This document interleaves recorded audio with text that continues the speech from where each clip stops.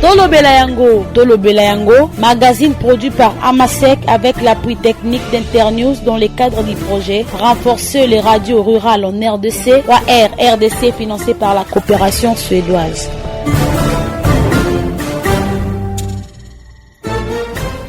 Mesdames et messieurs, bienvenue dans le magazine Tolo Belayango, invité qui vous donne toutes les informations sur la sensibilisation des questions relatives à la gouvernance, la démocratie, l'éducation électorale, l'égalité des sexes, la violence sexuelle basée sur les genres et la impact dans la province de l'Équateur. Dans ces numéros, nous parlerons de la sensibilisation de la population sur la lutte contre les violences conjugales faites aux femmes dans la province de l'Équateur. À la présentation, Annex Lotafi. Les violences conjugales sont réelles dans plusieurs communautés de la province de l'Équateur. Ces pratiques occasionnent aussi le décès de certaines victimes dans des couples au milieu urbain et ruraux. Les habitants de la ville de Mbandaka définissent de leur manière les violences conjugales. Suivons-les au micro de notre rédaction. En fait, une violence conjugale, c'est une domination qui s'exprime par des agressions physiques. Par exemple, frapper sa femme, des injures publiques. La violence conjugale se définit comme une violence au sein de mariage ou du couple où le partenaire prend au fait le priorité sur l'autre. La première dimension, je peux dire une dimension sexuelle, économie, physique ou psychophysique.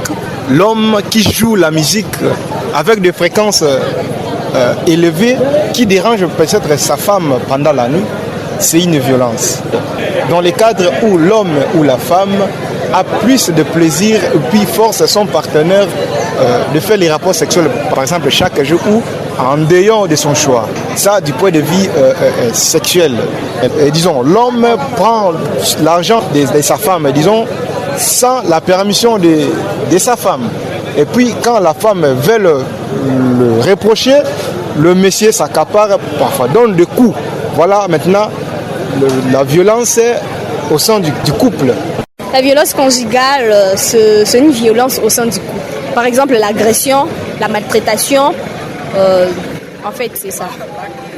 Les conséquences des violences conjugales sont multiples. Des actions nécessaires doivent être menées en vue de réduire ces flous. C'est la déclaration de Maître Mariam Mwangi, présidente de l'ONG Voix de la Femme. Elle répond aux questions de Peter Biakou. Maître Mariam Mwangi, bonjour. Bonjour, monsieur le journaliste. Vous êtes responsable de l'ONG La Voix des Femmes dans la province de l'Équateur. C'est quoi les violences conjugales faites aux femmes? Merci beaucoup, monsieur le journaliste. Quand on parle de violence conjugale, on voit directement le violence basée sur le genre. C'est une manière très dangereuse dont une femme est soumise dans son foyer. C'est un mauvais traitement, un traitement inhumain, dégradant que un homme soumet sa femme. C'est ce qu'on appelle violence conjugale. Donc, c'est lorsque un homme marié traite d'une manière très dégradante, très inhumaine sa femme. C'est là qu'on appelle violence conjugale. Quelles sont les causes de ces violences conjugales? D'emblée, je dirais que les causes de violence conjugale sont pareilles que les causes de violence basées sur le genre. Lorsque la personne a excès de pouvoir, il ne sait pas maintenir ce pouvoir, ses limites, il ne sait pas se contenir dans les limites de son pouvoir. La mauvaise usage de pouvoir, c'est ce qui amène aux violences conjugales. Et il y a aussi ce qu'on dit, la personne n'est pas d'une bonne éducation. Je sais qu'il y a des hommes qui ne sont pas bien éduqués, qui d'emblée comme ça, dans leur intelligence, là, dans leur cerveau, circulent qu'il y ait des agressions et tout qu'on sort. Il y a aussi une égalité de pouvoir. Il y a abus de pouvoir, il y a inégalité de pouvoir. Dans l'inégalité de pouvoir, l'homme veut se prévaloir. Il veut être un homme. Il veut faire sentir à la femme qu'il est un homme. C'est à ce moment-là qu'il jaillit le violence conjugale. Voilà, il y en a plusieurs causes, mais je ne peux que citer cela. Maître Mariam Mwangi, quelles sont alors les conséquences des violences conjugales? Comment les victimes ressentent? Si je me mettais à la place des victimes, je suis pas victime parce que moi je ne subis pas de violences conjugales. Sinon je pourrais exposer mon mari. Je suis pas victime de violences conjugales, mais je me mets à la place des femmes qui vivent dans les violences conjugales. Donc nous pouvons dire que ce sont des femmes qui vivent dans des psychoses, ce sont des femmes qui vivent dans des traumatismes,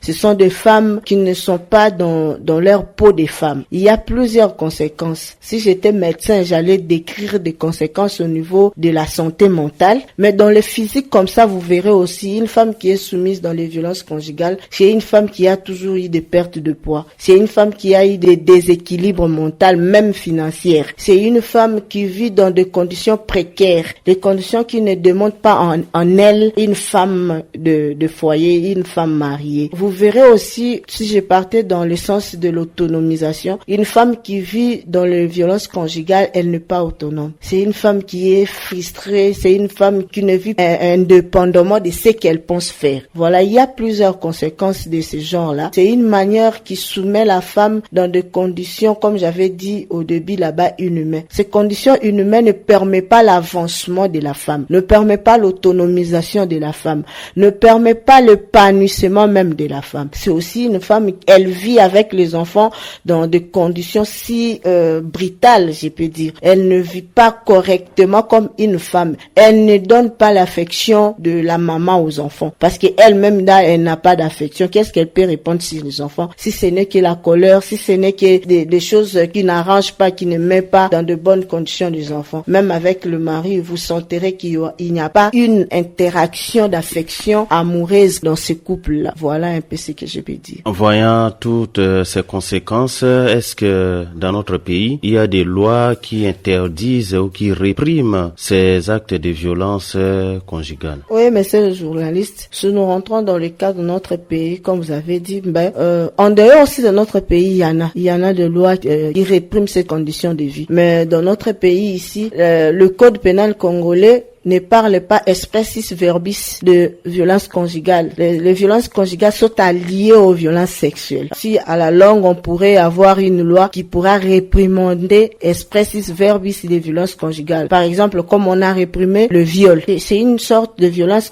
sexuelle, mais elle est réprimandée dans le code pénal congolais à part entière. On parle de viol, on donne le mécanisme, si je peux dire dans le langage vulgaire, le mécanisme d'accomplissement ou le mode d'accomplissement des viols, et puis on donne la peine pour le viol. C'est comme ça que nous avons aimé qu'on parle aussi de violence conjugale. Malheureusement que dans le code pénal congolais, on ne parle pas vraiment clairement de violence conjugale, mais ce sont des actes qu'on a assimilés aux actes ou aux infractions de violence sexuelle. Au niveau de l'ONG La Voix des Femmes, est-ce qu'il y a des activités qui sont menées en vue de réduire ou de remédier à cette pratique? Oui, La Voix de la Femme, comme on le dit, nous sommes disposés à accompagner des femmes victimes de violences conjugales. On a des femmes qu'on accompagne. Vous voyez, avec notre culture d'ici, lorsqu'une femme dénonce son mari, c'est-à-dire il crée le climat il ouvre la porte au divorce, pardon. Et lorsqu'elle ouvre la porte au divorce, c'est pour dire que cette femme-là sera réprimandée par la belle famille, par la communauté. Voilà quoi La Voix de la Femme. Nous sommes là en train de voir des possibilités, comment voir nos législateurs d'ici, les députés provinciaux d'ici, pour faire en sorte que les violences conjugales soient aussi réprimandées à part entière. Si on n'arrivait pas à les faire, mais néanmoins, La Voix de la Femme, nous sommes là en train de sensibiliser les femmes pour leur dire, pour leur montrer comment prévenir, comment se maintenir, comment se faire équilibrer lorsqu'on est dans une vie conjugale qui ne répond pas aux attentes de la femme. Voilà, La Voix de la Femme, on accompagne des femmes victimes. La Voix de la Femme, nous sensibilisons les femmes par rapport à tout ce qui a trait aux violences conjugales. Et La Voix de la Femme, nous envisageons avec nos députés ici, voir comment mettre en place des mécanismes de protection des femmes victimes de violences conjugales. Si on arrivait à cela, nous allons aussi proposer qu'on inclue dans le code pénal les sanctions, qu'on parle expressis verbis de violences conjugales. Avez-vous un message à adresser à tous ceux qui vous écoutent sur des des radios communautaires partenaires à propos des violences conjugales dans le point de l'Équateur. Oui, mais c'est le journaliste, on peut pas quand même manquer de mots. Le mot serait que faisons appel en éveil de toutes les femmes qui vivent dans des conditions dont nous avons parlé. Les violences conjugales, beaucoup de femmes ignorent ces conditions de vie. Du fait qu'ils sont habitués à vivre comme ça, elles ont rendu cette condition de vie normale. Alors que cela n'est pas normal. Ça arrange la vie mentale, la vie physique, la vie communautaire. Ça arrange. C'est un venin. Alors nous devons tous nous mettre à lutter contre cela. C'est pas que réprimander les hommes, mais lutter contre cela. Amener les hommes ensemble avec les hommes pour que nous vivions une vie commode, une vie qui convient, pour enfin rendre la vie heureuse. On est en couple non pas pour mettre l'autre dans des tas qui ne convient pas. On est en couple pour vivre une vie heureuse. C'est ce que la Bible même le dit. Le mariage, c'est une union où on est tous serrés. Mais lorsque les conditions de la vie nous rendent inhumains, là c'est pas bien. Je dirais à toutes les femmes qui me suivraient que il est bien de dénoncer les cas de violence conjugale pour qu'on trouve une solution palliative. Que de garder cette condition en toi-même là, tu te fais ronger par un venin qui va te conduire à la mort. Et quand tu vas mourir, l'homme va rester et les enfants aussi. Toi tu pars, tu laisses les enfants sans affection de leur maman, ce qui n'est pas bien. Alors, il faut dénoncer ces cas-là. Quand vous dénoncez, c'est pas pour que vous soyez divorcé de votre mari, mais c'est pour arranger les conditions de vie. C'est pour vous ramener à vivre une vie qui convient. Voilà, merci beaucoup. Maître Mariam Mowangi, vous êtes président de l'ONG La Voix des Femmes. Nous vous remercions. Merci beaucoup, monsieur le journaliste. Suivez Tolobela Yango.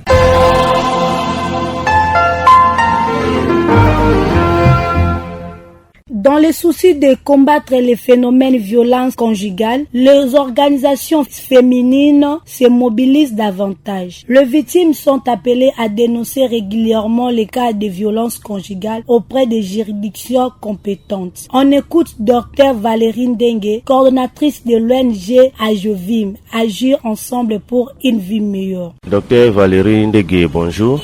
Bonjour, monsieur le journaliste. Vous êtes responsable de l'ONG AJEVIM, Agir ensemble pour une vie meilleure. Quelles sont les activités menées par votre organisation pour lutter contre les violences conjugales faites aux femmes? Merci beaucoup. Nous sommes une organisation féminine. Parmi nos domaines d'intervention, nous avons la prévention de violences basées sur les genres, protection contre l'exploitation et l'abus sexuel. Prenons les activités de formation. Nous renforçons la capacité des pères éducateurs dans la communauté. Nous menons des activités de causerie éducative avec la communauté pour faire le partage d'expériences avec les jeunes et autres personnes vulnérables par rapport à ce qu'ils vivent dans la communauté et chaque jour. Et ensuite, nous donnons des recommandations pour le changement de comportement. À part la causerie éducative, nous menons aussi des activités de sensibilisation de masse dans les lieux publics tels que les écoles, les églises et aussi les marchés. Et la sensibilisation aussi se fait à travers les médias